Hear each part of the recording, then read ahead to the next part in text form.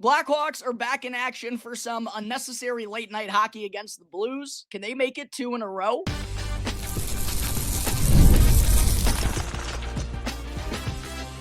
You're Locked On Blackhawks, your daily podcast on the Chicago Blackhawks, part of the Locked On Podcast Network, your team every day.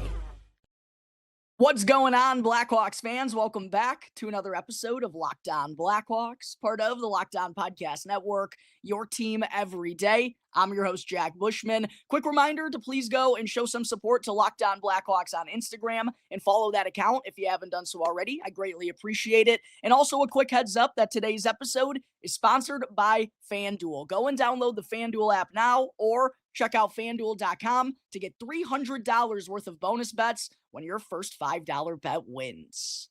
All right, happy game day, Blackhawks fans. The Hawks will look to keep the momentum rolling after getting their first win of the 25-26 season in their last time out against the Utah Mammoth, and they'll try to make it 2 in a row against yet another Central Division foe in the St. Louis Blues, with the game coming tonight at the United Center. Puck drop is scheduled for 8:52 p.m. Central Time, and I know it says 8:30 on the schedule, but this is the back end of a back-to-back on TNT, and when those happen, usually the second games don't often start on time. So despite both of these teams being located in the Midwest, despite neither of these teams having a Western time zone, we got a puck drop at almost 9 o'clock tonight, which makes absolutely no sense, but is also kind of on brand for the NHL. This is the same league that scheduled 16 games on Saturday. I don't think there were any last Friday, and then one on Sunday. They have absolutely no idea what they're doing, and I remember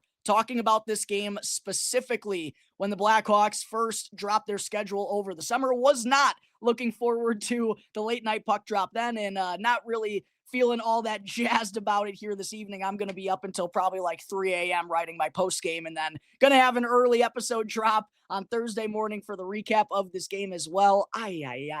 Anyways, getting into everything to know before the puck drops at 8:52 p.m. Central Time in St. Louis. I don't know who that's good for in literally the middle of the week when it's a school day, people have to work the next day. Makes no sense whatsoever. But the Blackhawks did practice at Fifth Third Arena on Tuesday morning before jumping on the Bird and heading on out to St. Louis. And here were the forward lines, defensive pairings, and also some updates that we got injury-wise from yesterday's practice. First off, the top line, no surprise, no changes there. Colton Dach, Connor Bedard, and Andre Burakovsky. Bedard failed to record a shot on goal in Monday night's contest against the Mammoth. Of course, that led to the Blackhawks' first win of the season, while Frank Nazar also had his season-opening 3-game point streak snapped. But love to see Andre Burakovsky, who, was pretty quiet for a majority of the night. The top line didn't really have a lot of sustained zone time in the offensive zone, but still finds a way to make an impact with the game-winning goal on the power play.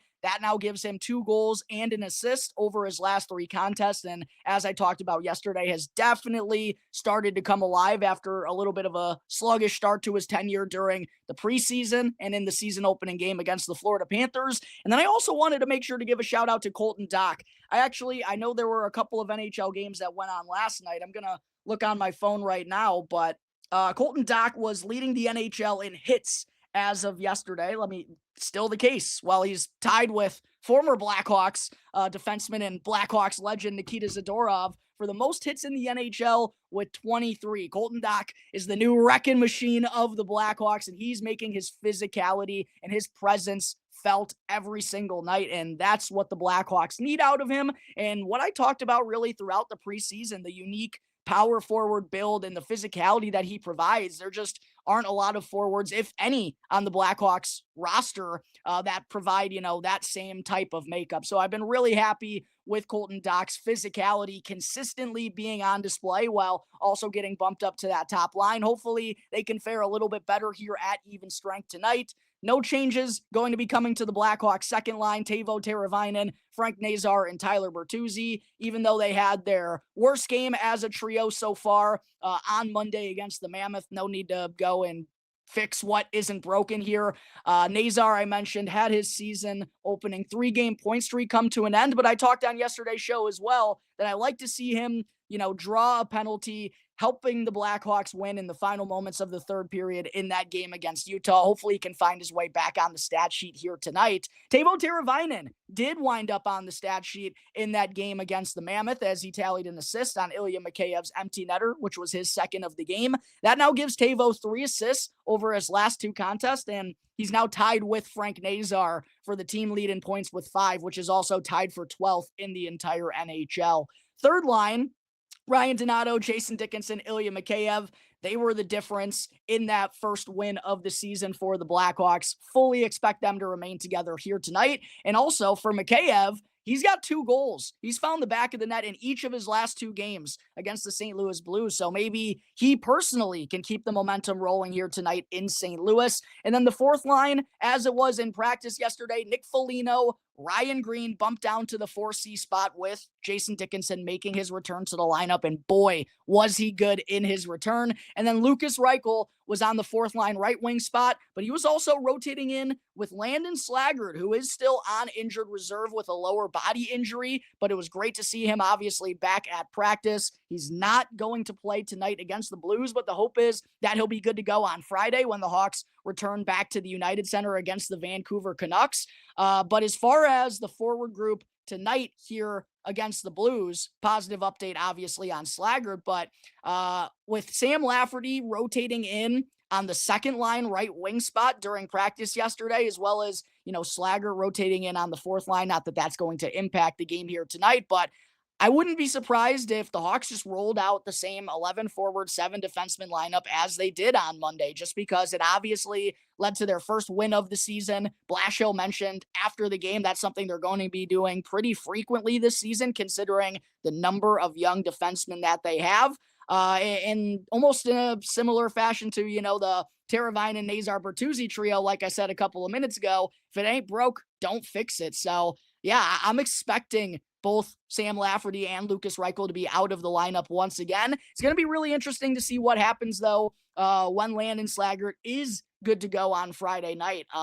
Guessing, the Blackhawks want to give him some pretty consistent reps right from the jump when he is able to return. It looks like it's going to be happening now on the fourth line with Foligno and Ryan Green, at least based on the lines that they used at practice yesterday. Slaggert obviously opened up training camp with Jason Dickinson and Ilya Mikheyev on the third line left wing spot. However, just considering the success they found in their first game as a trio against the Mammoth, I don't think Blashill is going to want to change that up. And it does kind of make more sense for Slaggert to be down there on the fourth line, I think personally, and obviously is more like a Sam Lafferty in a sense that he fits a lot better on that fourth line than Lukas Reichel does. So not only does the consistent 11 forward, 7 defenseman lineup mentality not do Lukas Reichel any favors, but neither does Landon Slaggert getting injured, because that's just going to put him even further down in the pecking order, and that would likely leave Lafferty and Reichel as the 13th and 14th forwards on the NHL roster.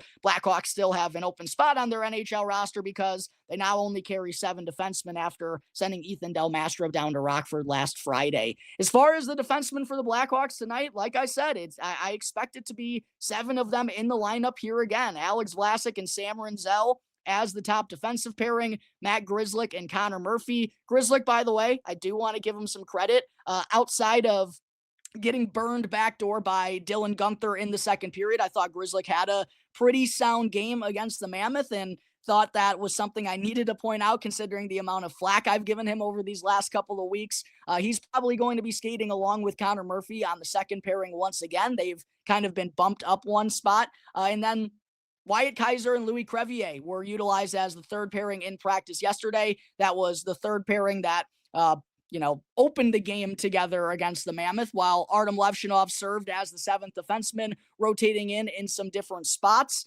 I'm expecting that to happen again here tonight, Blackhawks fans. We'll see what happens when the Hawks hit the ice for the morning skate. I don't know if they're going to go on a little bit later than usual because the game is starting around 9 p.m. CT, but I'll make sure to post on X, as I always do, the Blackhawks forward lines and defensive pairings at the morning skate. But I'm guessing it's going to be 11 forwards and 7 defensemen for the second consecutive game and the third time in their last 5. As far as who's going to get the start in net for the Blackhawks tonight, I'd keep rolling out Spencer Knight, especially because not only because Knight has been excellent and is 3 for 3 so far on the season and high quality starts, but Arvid Soderblom's numbers against the St. Louis Blues are not good whatsoever, especially at the Enterprise Center. Soderblom is 0-4-1 in his career against the Blues with a 4.35 goals against average and 865 save percentage, and he's also given up 4 goals or more, with 2 of those being he allowed 5 in one game, another he allowed 6 in 3 of the last 4 games that he's played at Enterprise Center. And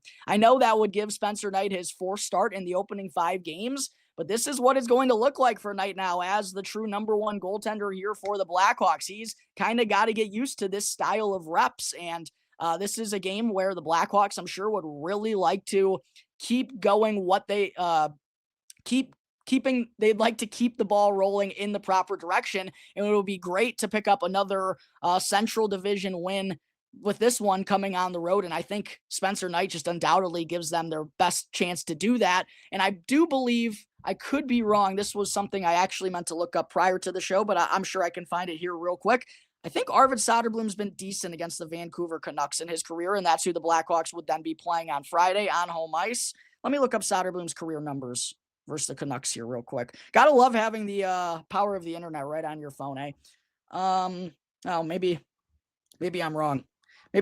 Maybe I don't remember that correctly. Regardless, I still think Spencer Knight ends up getting the start here tonight for the Blackhawks. It's not like it's a back-to-back. He did have a day off yesterday. It was, well, they did practice, but you get what I'm saying there, Blackhawks fans. I'm thinking it's going to be Spencer Knight for the 4th time in 5 games to open up the regular season. As far as what to know about the Blues, through their opening 3 games in 25-26, they dropped their season opener and home opener against the Minnesota Wild 5-0, but have responded with 2 wins since, defeating the Calgary Flames 4-2 and the Vancouver Canucks 5-2 on the road before heading back home for this matchup. Jimmy Snuggerud had a 2-goal effort last time out against the Vancouver Canucks to lead the way offensively. He's tied for the team lead in points with 3. And as far as the forward lines and defensive pairings that the Blues rolled with in that game, like I said, I'm recording this before the morning skate, so not exactly sure what either the Blackhawks or the Blues lineup is going to look like, but Jake Neighbors, Robert Thomas, and Pavel Buchnevich served as the top line. Dylan Holloway, Braden Shen, and Jordan Kyrou were the second line. Matthew Joseph, Blackhawks legend Pius Suter, and Jimmy Snuggerud were the third line. And then Alexander Texier, Nick Bugstad, and Nathan Walker rounding things out on the 4th line. Pretty sound forward group there for the St. Louis Blues. On the back end, Cam Fowler, who signed an extension, and the announcement came during the first intermission of a Blackhawks and Blues preseason game back in September. He's on the top pairing with Colton Parayko. Tucker and Falk are the second pairing for the Blues, and then Philip Broberg, who the Blues offer sheeted 2 summers ago, along with Dylan Holloway, rounds things out on the third pairing, along with scumbag Logan Mailloux. Hasn't been a great start for Jordan Binnington here this season. He's got a goals against average at 3.50. Save percentage, I believe, is 860. And Joel Hofer did look good and get the win in his opening game of the season here. I'm still expecting it to be Jordan Binnington tonight. He's fared well against the Blackhawks for most of his career, but again, we'll get an official announcement on both teams starting goaltenders when they hit the ice for the morning skate in just a couple of hours. But there is everything to know before the puck drops unnecessarily at 8:52 p.m. Central Time. You know, I like when the Blackhawks are on national television as much as it's kind of done them no favors these last couple of years, right? Regularly going up against top teams in the NHL in those nationally televised games, which end up leading to losses. Hopefully they can, you know, have a close contested matchup, or I mean, maybe blow out the St. Louis Blues on national television here tonight. But there is everything to know before the puck drops in St. Louis. Coming up in just a moment, I'll get into some impressive defensive stats for young defenseman Wyatt Kaiser.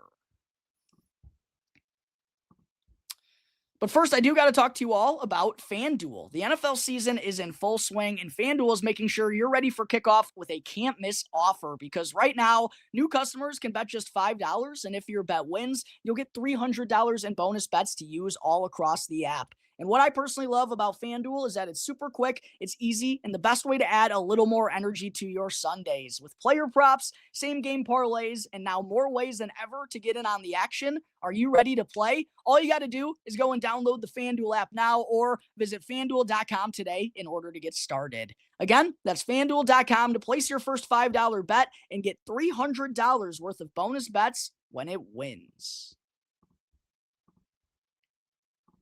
Real quick, just wanted to say thank you to everyone for making Locked On Blackhawks your very first listen here to start off your day. And a reminder, if you're watching this on YouTube, please go and smash that like button, subscribe to the channel. And if you're tuning in through an audio platform, would love for you to rate and review the show, preferably with a 5-star rating. Those are always great. But thank you all very much out there for the support. Segment 2 here on today's episode. Well, I guess I should say on yesterday's show, when recapping the Blackhawks 3-1 win over the Utah Mammoth, I mentioned that Wyatt Kaiser led all Blackhawks skaters with over 21 minutes of ice time. And I also said that I thought Kaiser has been the best defensive defenseman for the Blackhawks in their opening 4 games. And the numbers sure seem to back that up because according to Hockey Stat Cards on X, which is the same account, that usually posts the game score impact chart for every NHL game following the conclusion of the contest. Well, they posted on X yesterday that Kaiser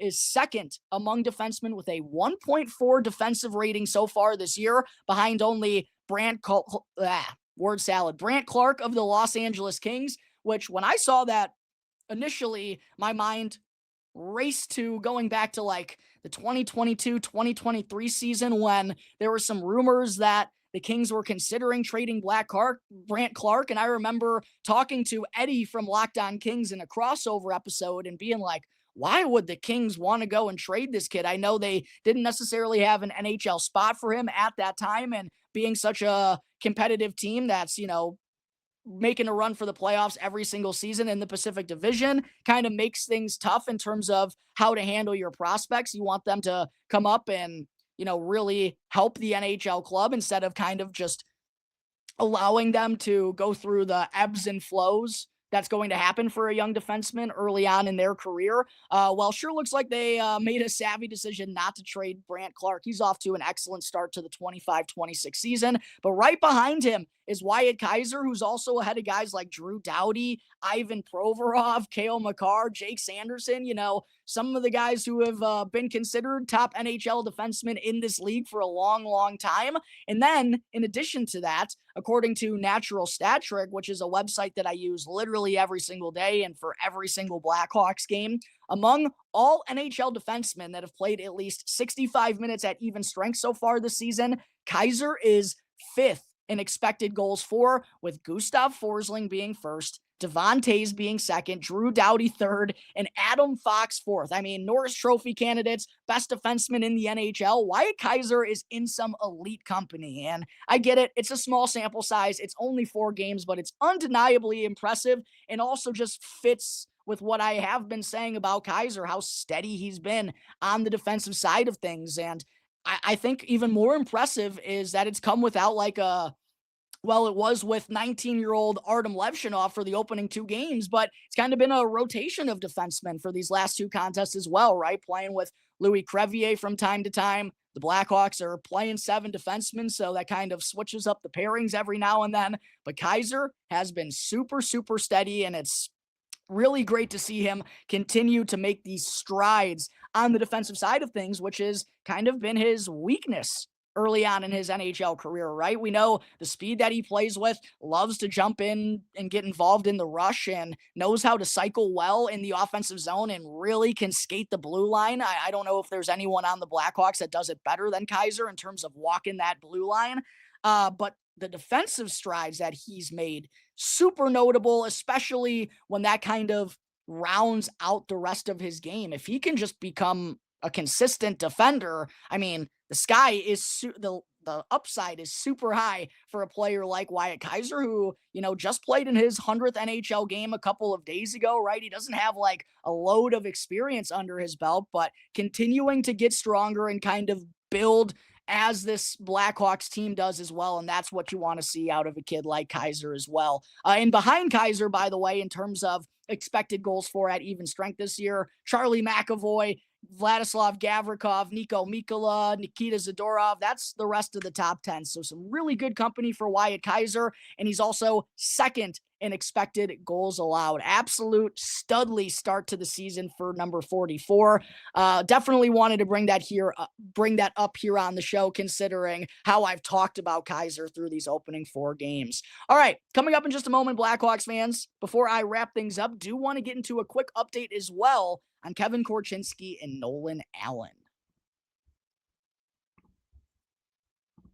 But first, I do got to talk to you all about Monarch Money. Most people can't name all of their financial accounts or even what they're worth, whether it's 401ks, properties, or investments. And when you don't have the full picture, you can end up leaving money on the table. But that's why there is Monarch Money, an all-in-one personal finance tool that brings your entire financial life together in one clean, super easy to use interface, both available on your phone and your laptop. And Monarch does all of the heavy lifting for you so that you can link all your accounts in minutes, see clear data visuals, and finally feel in control of your money without ever having to touch a spreadsheet. So don't let financial opportunities slip through the cracks any longer. Go and use our promo code LOCKEDONNHL in all caps at monarchmoney.com, and you'll also get half off on your first year. Again, that's monarchmoney.com with the code LOCKEDONNHL in all caps to get 50% off on your first year.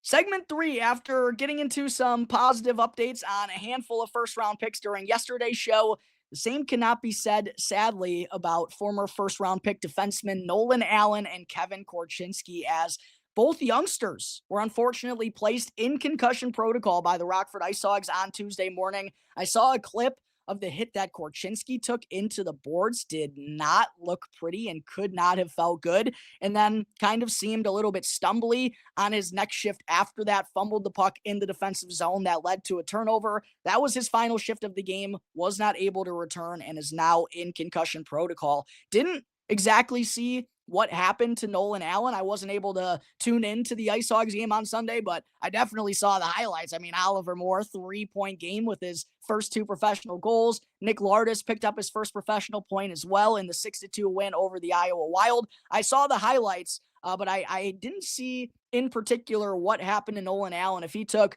a big hit along the glass just like Kevin Korchinski did, or what happened. But unfortunately, both youngsters now in concussion protocol. I'm hoping it's not going to be a long or serious stint for either of them out of the lineup, but definitely considering their age, the upside that they possess, and the capability of being NHL defensemen. And also, I mean, just with any athlete in general, you don't want to be rushing them back from a concussion or anything, but I'm expecting the organization to be really patient with both of these players, not going to rush them in any way whatsoever to get them back in the lineup.